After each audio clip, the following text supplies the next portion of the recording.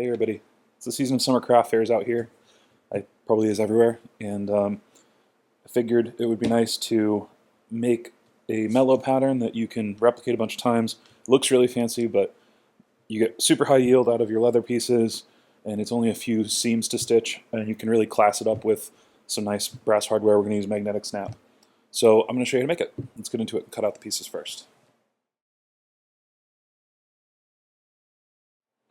I'm going to use some La Bretagne. This is their gaucho oil. I think it's in tan.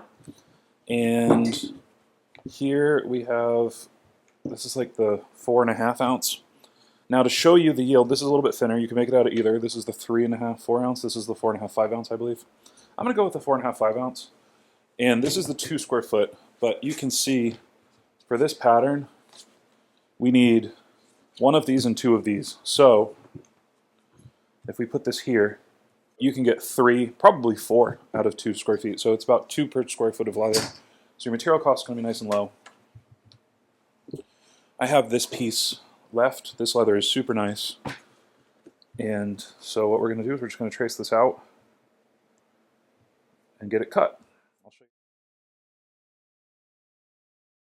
you. So what I'm going to do when I get to this piece, we need 2 of these. And we need to cut 1 with the bottom holes punched out and cut 1 with the top holes punched out. What I'm going to do is I have this piece of the pattern traced right here. I'm just going to butt this piece up right against it, like that.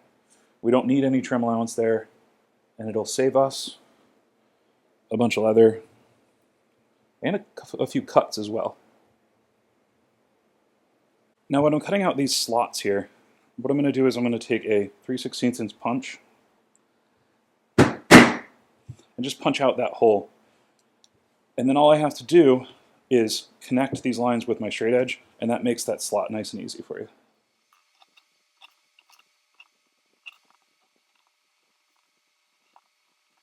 So you can see we have our 2 pieces here, and I punched the holes on one side on this piece, and I punched on the other side on this piece, and that's because what we're going to do is just interlace them like that.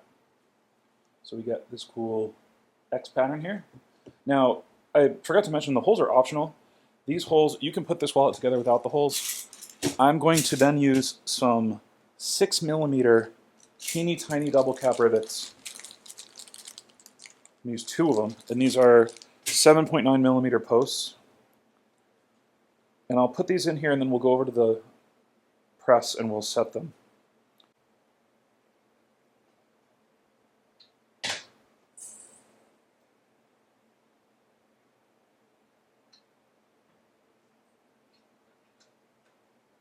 And here we have the snap set. You can use any kind of snap you want. I'm using a magnetic snap. This is the 12mm slim snap. Link will be in the description for that if you want to grab some.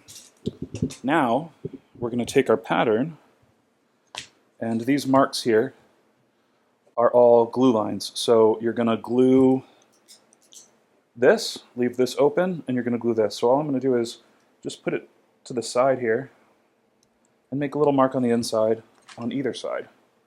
And this will tell me how far I need to glue to.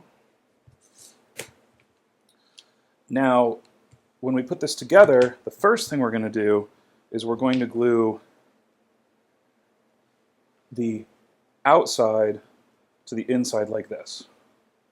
So, if you're using leather like this that is processed a little bit, you're going to want to scratch this up just a tiny bit so that the glue sticks.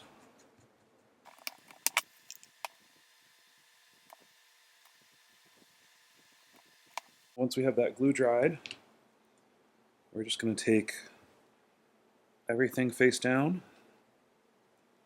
and stick it in. Now, if you can see I'm a little off kilter here, that's okay.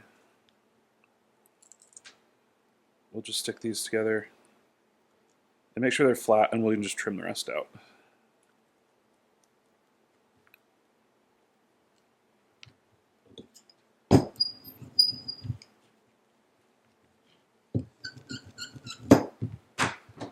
So we'll go in here. I'm going to bend this all the way down. Don't worry about creasing anything. It's leather. I'm not going to do anything harm to it. There we go. That one's trimmed, and this one doesn't need trimming. So now we can stitch. We're going to take these flaps here. We're going to fold them back one at a time. Make our stitch line, and you want to make sure you kind of see right where the bottom piece ends, because we just want one hole to go over that to lock it in. Same on the other side, and then just punch it out and sew it up. I'm going to use 5mm stitching irons for this, but you can use whichever spacing you'd like.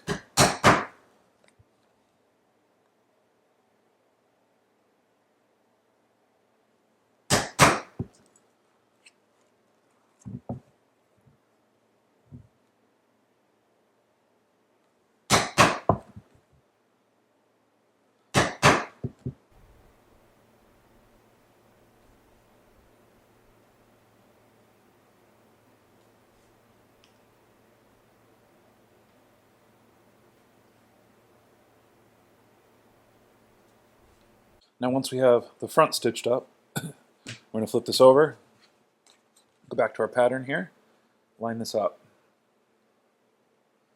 And I'm just going to give a little tiny mark here. So we're not going to do that. That's empty space. We're going to do a little mark here. I would do this in pencil. I just have a pen here, but I do it in pencil in case it shows when you're done so you can erase it. And this is going to be where we glue next. So we're going to glue in here and along the flesh side, not the grain side, of the backs, and then we'll fold this over to make our second pocket. And we'll just go ahead here, fold this up, and I'm going to bring this down one side at a time to the top mark that we made. Stick that, and then make sure everything is facing the right way. And just kind of slowly, you can see that there. Slowly work it. There we go.